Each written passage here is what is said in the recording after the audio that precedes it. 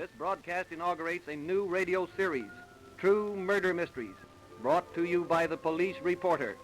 Carefully planned crimes which were solved by intelligent effort and clever detective work. The cases we dramatize for you actually happened. The following True Murder Mystery is an example.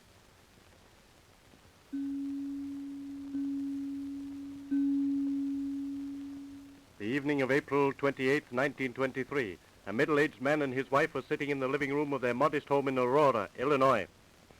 Sam, Mr. Lincoln was nowhere around today again. Well, what of it? Well, there's something wrong over to that house, and I think someone ought to look into it. Always poking your nose into other people's business, aren't you? Well, he's a nice man, and he's always been a good neighbor. 4 days and no sign of him. It don't look natural. Why don't you go over and see? Or maybe you'll feel better, huh? Well, I did call over the back fence this afternoon, but nobody answered. I'm going to call the police. No, not tonight, you're not. I don't want my sleep all messed up because of a lot of cops. Well, if I don't see Mr. Lincoln around in the morning, I'll call them. Oh, go as far as you like then. Go on. The woman saw no sign of Mr. Lincoln the following morning, and she did call the police. A few minutes later, an officer stood on her porch.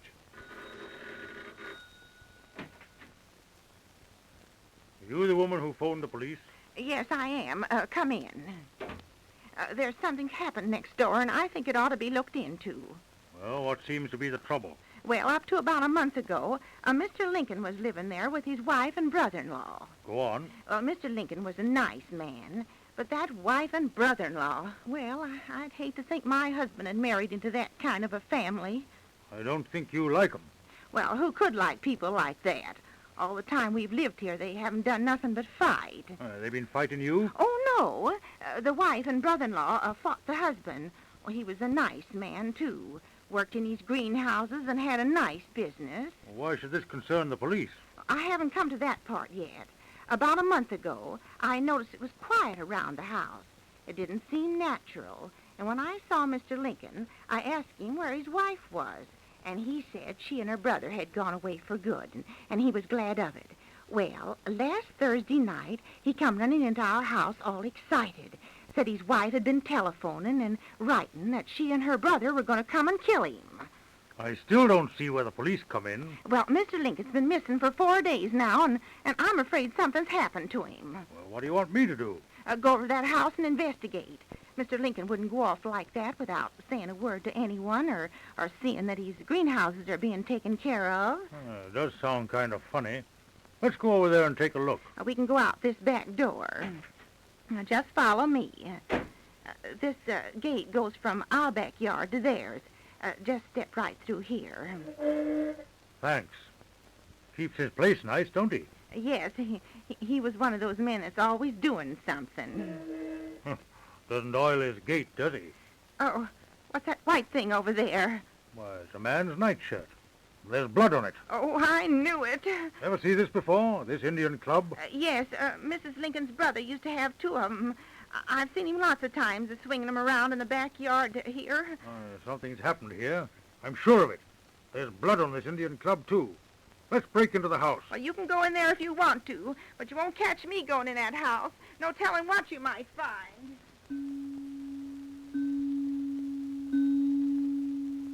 The officer did find many strange things in the house. Everything in Mr. Lincoln's bedroom had been tossed around. Clothes and the contents of a bureau had been strewn on the floor. There was blood over everything, but no body could be found.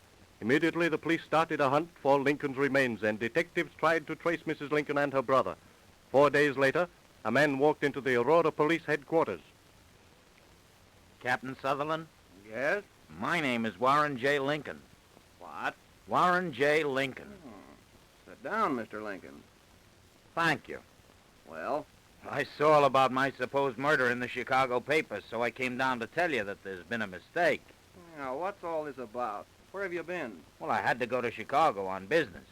Maybe you can explain that bloody nightshirt in the Indian Club. Sure. And all those clothes of yours tossed around the room in your house. Well, it was a sudden call, and I had to leave in a hurry.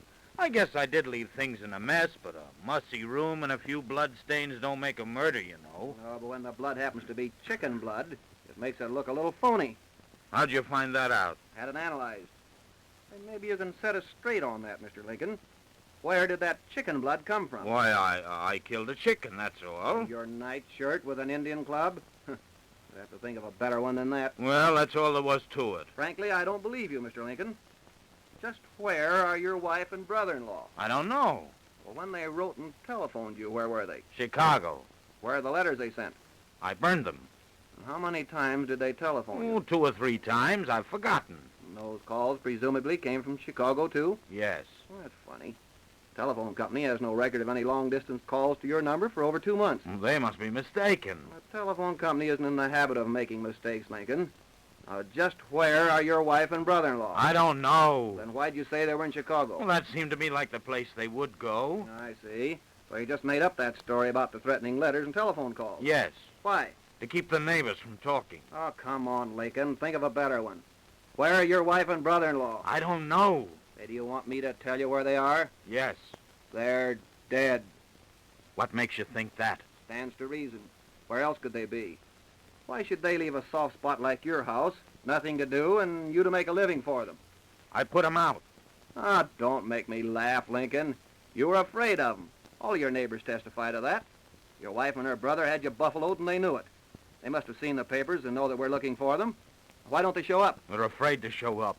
Would you give yourself up if you knew the police were looking for you for murder? If I hadn't done it, you bet I would.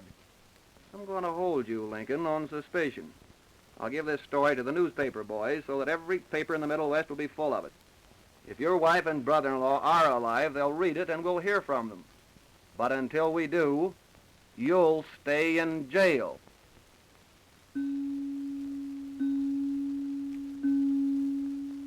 In the week which followed, the reappearance of Lincoln was treated as a newspaper sensation, but headlines, police hunts, and clever detective work brought no sign of the missing Mrs. Lincoln nor her brother.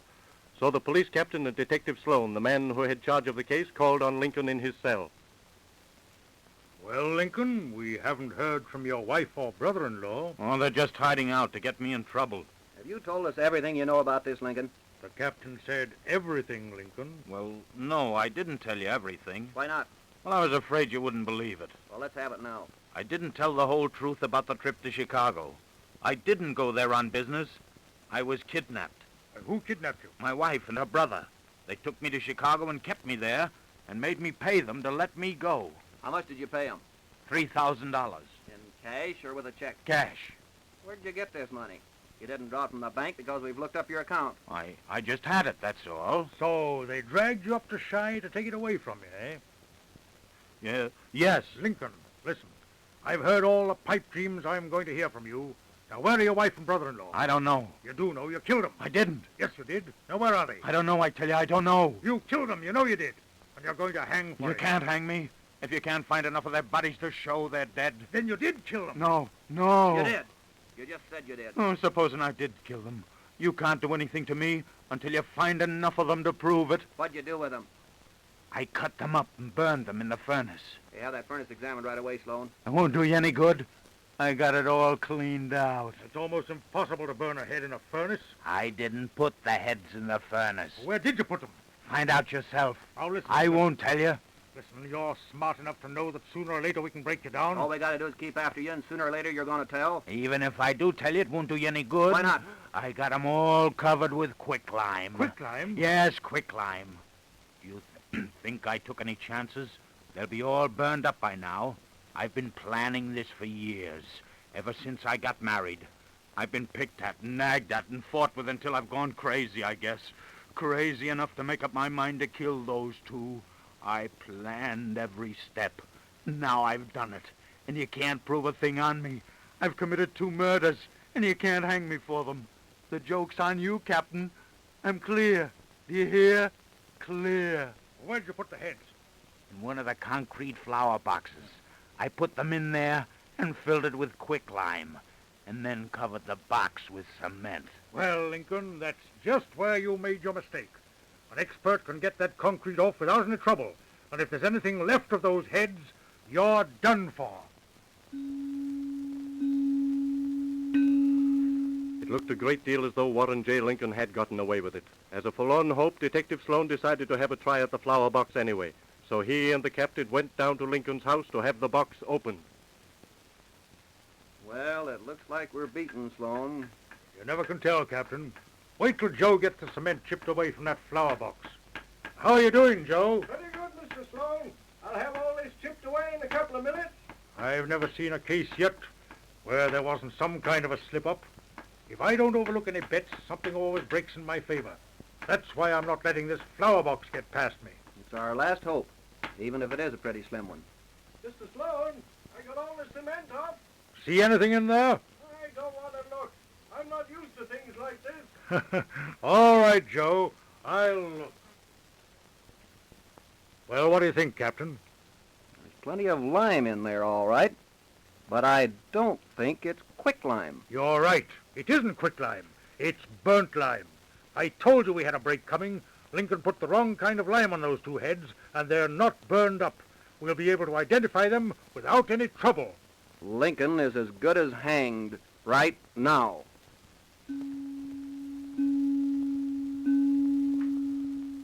Only part of Detective Sloan's prophecy came true. Lincoln was convicted, but he didn't hang. He was sentenced to the Illinois State Penitentiary for life.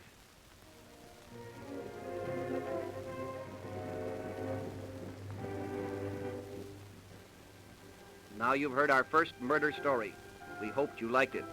In our next broadcast, we will tell you another true murder mystery, a very puzzling case that was solved by scientific methods that put your fiction detectives to shame. And every word of it actually true. Listen for our next murder mystery, brought to you by the police reporter. This is a radio release production.